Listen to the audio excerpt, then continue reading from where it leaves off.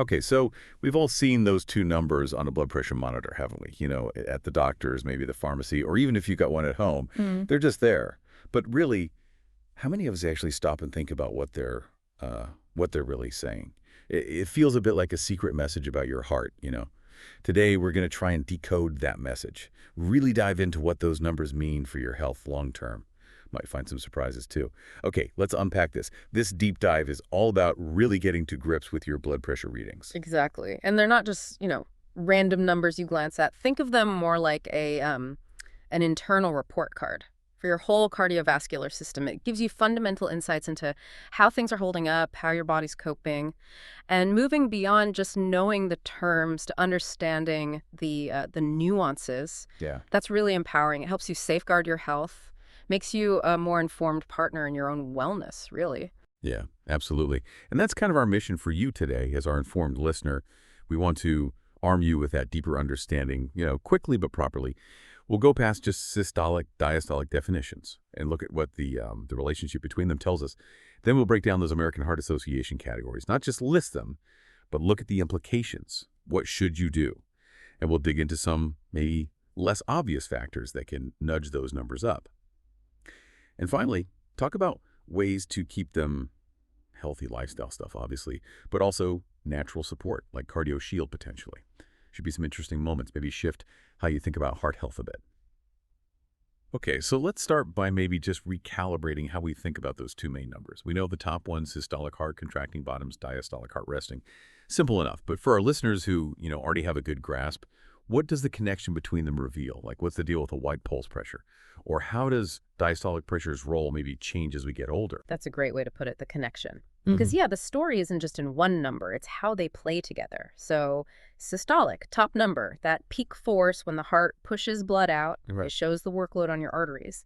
Diastolic, the bottom one, that's the pressure that remains between the beats when the heart fills up again. It's a really key indicator of how elastic your arteries are, the overall resistance in your vessels, even when the heart's technically at rest.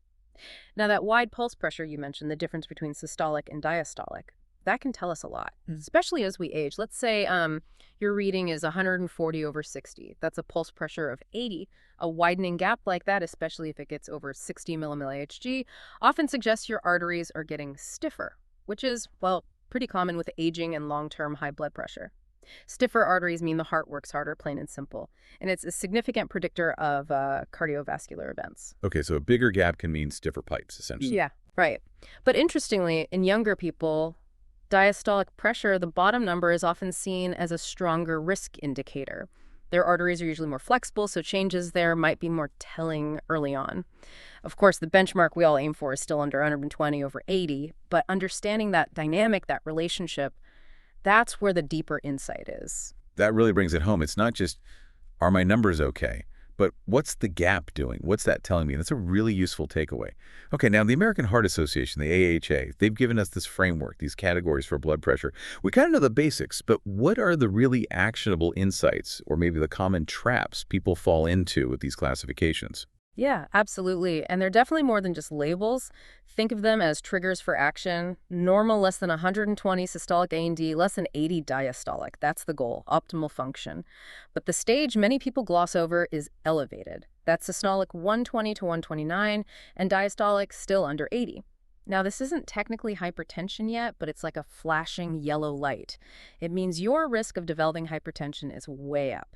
And making lifestyle changes here, hugely impactful. But people often feel fine, so they might ignore it. But this is really the prime time for prevention. Right, so elevated is that critical window. Jump on it before it becomes full-blown hypertension. Okay. What about hypertension stage 1 and stage 2 then? Is the main difference just how high the numbers are, or is there a shift as how it's managed? Good question. There's definitely a shift. Hypertension stage 1, that's systolic 130 to 139 OR, diastolic 80 to 89. That usually triggers a serious talk about lifestyle changes, maybe starting medication if you have other risk factors. And notice the or, either number hitting that range is enough. Okay, so just one number is enough to be in stage 1. Exactly. Then hypertension stage 2, systolic 140 or higher, or diastolic 90 or higher.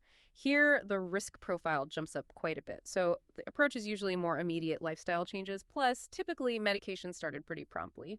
The main difference is really the urgency and the intensity of the treatment because the damage to organs starts speeding up at these higher levels. And then you have the hypertensive crisis. Systolic over 180 and/or diastolic over 120. This isn't a wait and see, it's a medical emergency.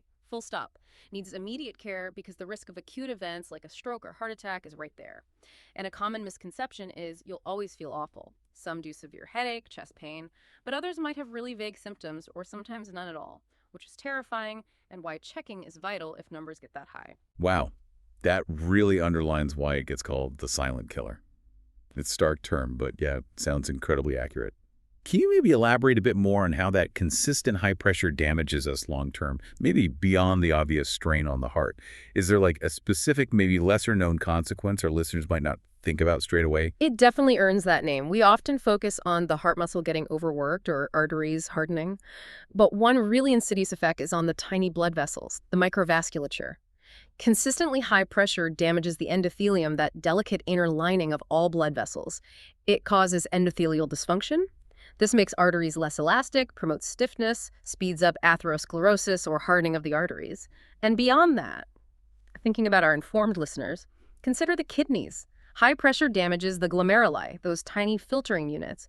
It can lead to something called nephrosclerosis, basically a hardening of those small kidney vessels. Over time, this messes up their ability to filter waste and manage fluids. Ah, okay, so direct damage to the kidney's filtering system. Right. And in the brain, it's not just about the big strokes. We're learning more about how chronic hypertension contributes to things like white matter lesions and tiny lacunar infarcts. These are strongly linked to vascular dementia and cognitive decline down the road. It's this sort of continuous, quiet erosion of organ health. That paints a much clearer, maybe more worrying picture of this systemic damage. Really shows how everything's connected. So knowing all this gives us more reason to, make healthier choices.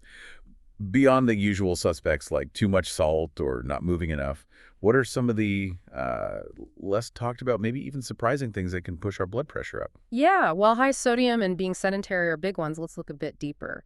Chronic inflammation is a major player, often driven by diets high in ultra-processed foods, even if the sodium isn't sky high.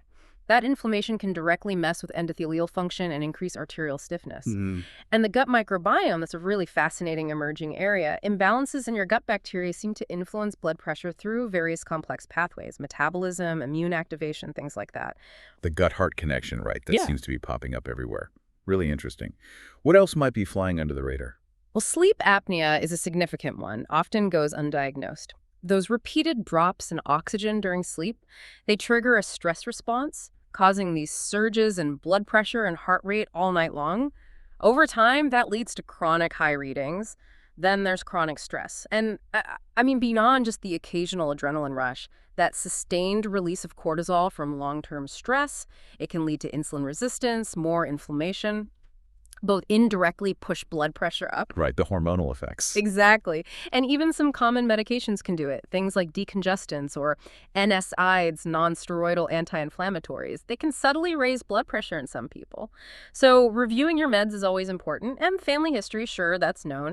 But we're also learning about specific genes that make some people much more salt sensitive than others, meaning the same amount of salt affects them way more. That's quite a list of potential hidden drivers. It really drives home how holistic cardiovascular health needs to be. So thinking about all these complexities, what are some of the most effective, foundational ways to naturally support healthy blood pressure? Especially maybe for someone who's already pretty health conscious, but wants that extra edge or to fine-tune things. For someone already engaged, the foundations are about optimizing the body's own processes. So beyond just eat healthy, it's about really adopting something like a DASH or Mediterranean-style diet. These are naturally rich in potassium, magnesium, calcium key electrolytes for vascular tone, fluid balance. So lots of leafy greens, berries, whole grains, healthy fats. They actively help counter sodium's effects and lower inflammation. Right, and physical activity. What's maybe missed by people who already exercise regularly? Often it's about consistency, yes, but also variety. Brisk walking is great, absolutely, 30 minutes most days. But adding resistance training weights, body weight exercises that can significantly improve endothelial function, build lean muscle. Muscle itself helps regulate metabolism and blood pressure. Also effective stress management. This isn't just chilling out now and then. It's actively practicing mindfulness, maybe setting better boundaries, building resilience to stop that chronic cortisol response. Mm-hmm. And sleep, quality sleep, regularly getting 7 to 9 hours. Yeah. It's just non-negotiable. It lets the whole cardiovascular system repair and reset. A lot of informed people track their food, track their steps, but might overlook the actual quality of their sleep or how stress is hitting them physiologically. Those are really practical next steps, even for the committed folks, okay? Now, a lot of our listeners also look for ways to kind of complement these efforts, right? They seek targeted support. The natural supplement world is, well, it's huge and confusing. How do we, as savvy consumers, sort through all the options, find something genuinely helpful? And where might a product like CardioShield fit into that picture? That's a really important question. It comes down to understanding the mechanisms. When you're looking at natural support, you want to see compounds with decent research behind them, targeting key pathways. Things involved in nitric oxide production that helps relax arteries, antioxidant support to fight off oxidative stress, or specific minerals like magnesium, which plays a role in muscle function, nerve signals, those general areas. Products like CardioShield, well, they're generally positioned to offer an extra layer of support within that daily routine, often by combining several elements. According to the information available, its formulation is designed to support healthy blood pressure levels and promote smoother blood flow, primarily by helping arterial walls relax. This is often done using ingredients that are precursors to nitric oxide or that directly support the smooth muscle in the vessel walls. Okay. And we talked about oxidative stress being a big factor in arteries getting stiff. How does a supplement like this aim to tackle that specifically? Right. Oxidative stress is definitely a key contributor to arterial stiffness and hypertension. Basically, when you have too many free radicals and not enough antioxidants, things get damaged, like that delicate endothelial lining we mentioned. That leads to inflammation, makes arteries less flexible. CardioShield, based on its description, aims to protect cardiovascular function, partly by including antioxidant-rich ingredients. Got it. So by providing that antioxidant boost, the idea is to help combat the oxidative stress, protect the arteries, keep them more flexible. So you see, when it's considered as part of a whole plan, including those crucial lifestyle changes we talked about, then targeted natural formulas can potentially offer complementary support for maintaining that cardiovascular balance and resilience. Okay, so what does this all really mean for you listening? Well, hopefully you've gathered today that your blood pressure numbers, they're way more than just digits. They are vital, dynamic signals from your body about what's going on with your heart and blood vessels. Really nuanced signals. We've gone beyond just systolic, diastolic to look at pulse pressure, how age affects things. We've unpacked those AHA categories, stressing that elevated stage is a key intervention point, and really deepened our understanding of the silent killer idea by looking at that sneaky microvascular damage in places like your kidneys and brain. And we've definitely broadened the view on what actually influences your blood pressure. We touched on less obvious things like chronic inflammation, the gut microbiome, fascinating stuff, hidden sleep apnea, even certain meds. And crucially, we reinforce those foundational lifestyle choices, adopting a DSH-style diet, mixing up exercise with resistance training, truly managing stress effectively, and prioritizing good sleep. These are vital. And we also explored how targeted natural support, like CardioShield, for example, might fit in, providing possibly an added dimension by supporting healthy levels, smoother blood flow via arterial relaxation, antioxidant protection, and fighting that oxidative stress linked to stiffness. So, considering everything we've explored today, all these powerful messages your body sends through those numbers, and the hidden factors that might be at play, here's a thought to leave you with. What's maybe one small, subtle shift you could make in your daily routine? Perhaps something you hadn't really considered before this deep dive. What's one thing you could do to listen more closely and proactively support your cardiovascular well-being starting today or this week? Because often, it's those small, consistent adjustments that end up making the biggest difference in the long run.